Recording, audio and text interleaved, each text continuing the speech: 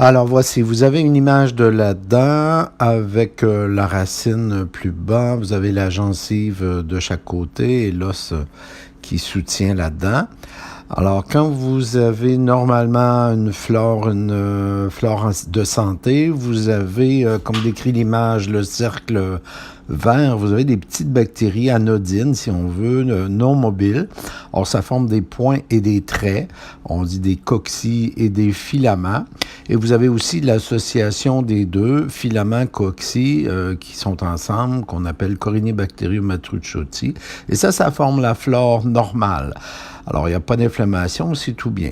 Maintenant, lorsque vous avez la gingivite dans le cercle jaune, vous avez des bactéries motiles qui apparaissent, comme ce qu'on appelle des spirochètes, des vibrions, des bacilles. Ce sont des bactéries qui bougent. Et vous avez les globules blancs qui suivent juste après pour aider à éliminer ces bactéries. Alors, vous avez un peu d'inflammation dans la gingivite.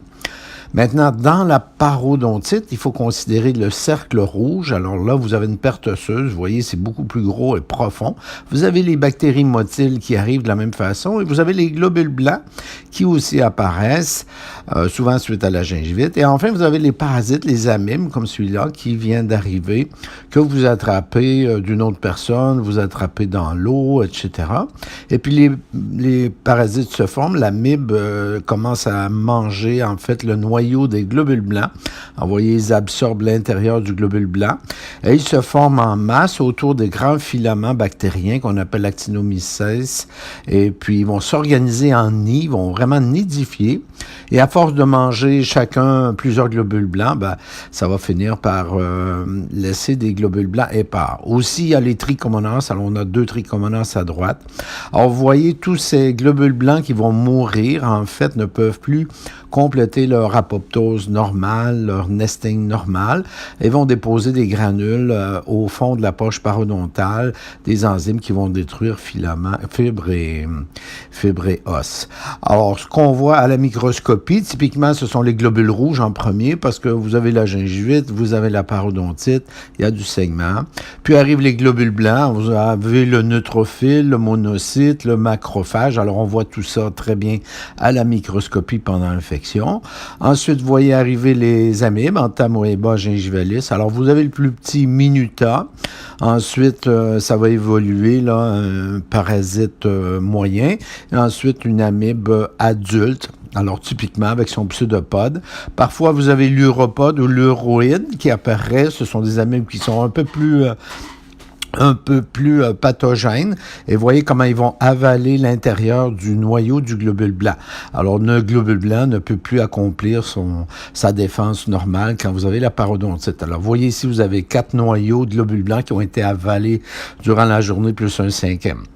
Alors, vous voyez la formation comme un nid de parasites qui se forment. Et là, vous avez les globules blancs épars, brisés, qui vont être délestés sur les fibres.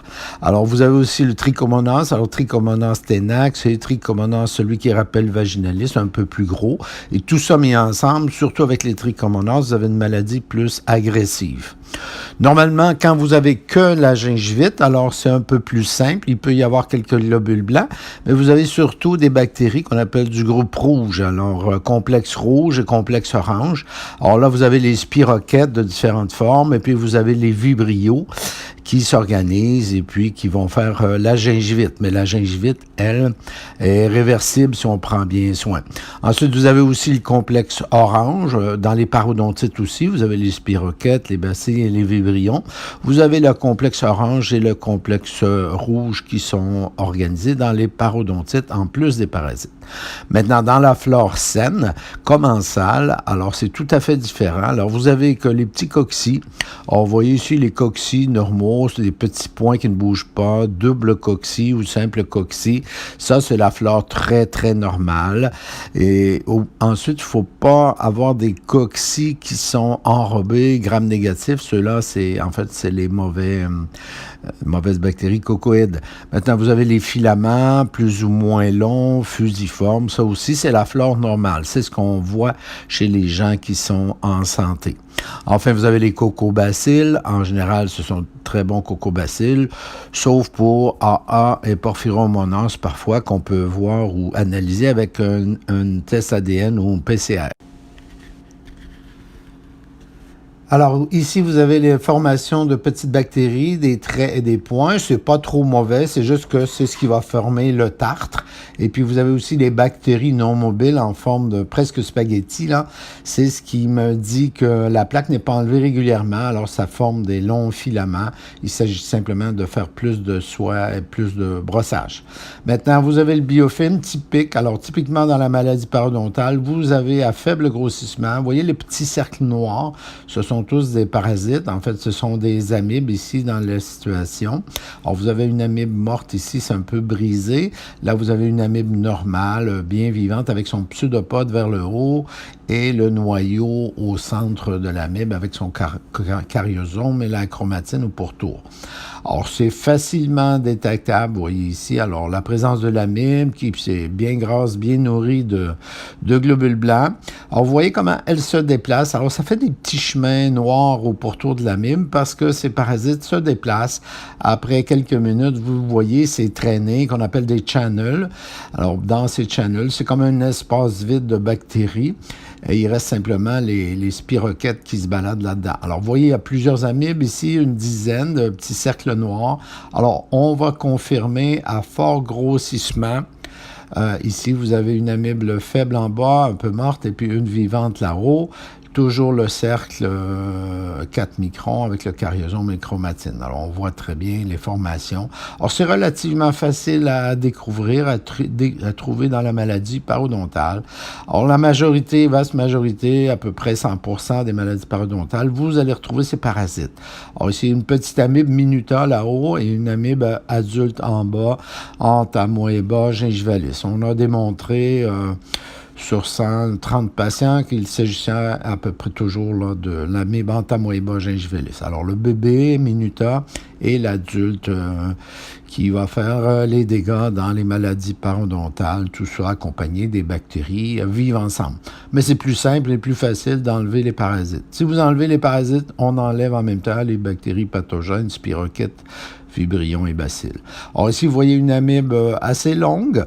En fait, on est presque à 100 microns, là, avec son pseudopode à gauche et puis l'endoplasme ici à droite. Alors, vous voyez le noyau tout là-haut et vous voyez qu'elle s'est nourrie d'une vingtaine de globules blancs la veille. Alors, elle est complètement repue, elle a bien mangé, elle a mangé tous les globules blancs qui, normalement, devrait nous défendre.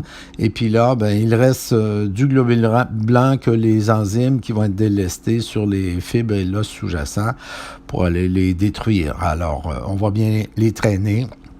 On va bien ici confirmer à fort grossissement, 1000X, pour nous assurer que c'est bien une amibe. Elles se déplacent un tout petit peu. Parfois, elles sont plus rapides, parfois plus lentes. Elles dorment, elles vivent, elles font les bébés et puis elles mangent. Alors voilà, c'est un petit être vivant qui se balade là dans le creux de la gencive et qui fait tous ces dégâts sur l'os qui retient les dents. Alors, vous voyez. Maintenant, parfois, il y a les trichomonas aussi. Alors ici, vous avez un énorme trichomonas, c'est un peu monstrueux, avec son noyau au centre. Vous allez voir les flagelles, 4 flagelles qui apparaissent en haut à gauche, soudainement. 4 flagelles qui lui permettent de se nourrir. Voilà. Et puis, vous avez un petit trichomonas à droite, la forme habituellement normale. C'est là vraiment particulièrement énorme, peut-être une autre sorte. Il y a différentes sortes de trichomonas. Alors, regardez les trichomonas, ça fait une maladie vraiment plus agressive. Si vous avez trichomonas et amibe en même temps, c'est vraiment très agressif. Alors, évitez de garder ça, surtout que ça amène un problème d'haleine assez important. Alors, vous voyez l'activité des bactéries en même temps. Alors, tout ça à éliminer. Alors, une fois que c'est éliminé, pour vous guérir, ben, il faut retrouver une flore commensale, une flore normale. Alors, vous voyez ici des cellules épithéliales, presque pas de bactéries. Alors, ça, c'est une flore typique de santé.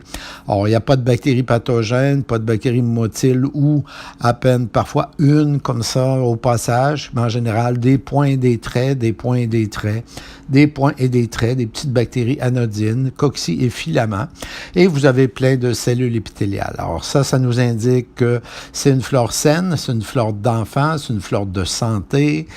Des milliers de fois on a vérifié, et puis c'est toujours la même chose, des petits points, des petits traits. Parfois 1% ou moins de bactéries motiles, mais il n'y a pas d'appel de globules blancs. Alors ça, c'est vraiment une flore saine, une flore commensale. Et puis lorsqu'on retrouve une flore commensale, ben, on est un peu obligé de guérir. C'est une tautologie. Or, cocci, filaments et cellules épithéliales, ça c'est parfait. Maintenant, lorsqu'on est guéri, on part de la maladie, disease, du côté gauche. Alors, vous avez des globules rouges, des globules blancs, du saignement, les parasites, les amibes comme celle-là à gauche. Alors, vous voyez l'amibe qui se balade un peu partout.